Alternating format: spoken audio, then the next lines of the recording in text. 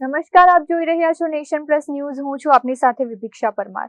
વડોદરાની high profile Manjalpur વિધાનસભા પેટા ચૂંટણીના મતદાનના દિવસે જ રાજકીય ગરમાવો ચરમસીમાએ પહોંચી ગયો છે.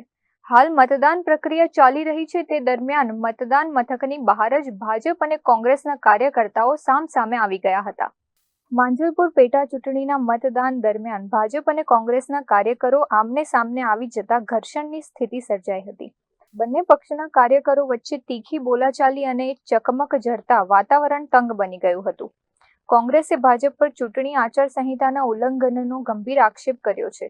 કોંગ્રેસનો દાવો છે કે નિયમોનું ઉલ્લંઘન કરીને મતદાન કેન્દ્રોની આસપાસ પ્રભાવ પાડવાનો પ્રયાસ કરવામાં આવી રહ્યો છે. અત્રે ઉલ્લેખનીય છે કે ઘટનાની જાણ થતાં જ પોલીસ કાફલો તુરંત જ સ્થળ પર દોડી ગયો હતો અને બંને પક્ષના કાર્યકરોને છૂટા પાડીને પરિસ્થિતિ થાળે પાડી હતી.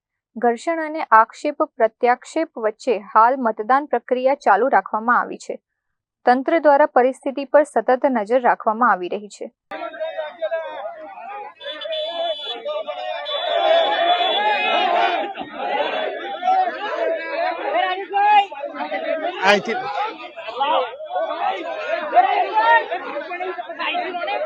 Bureau report, nation plus news, Vadodara.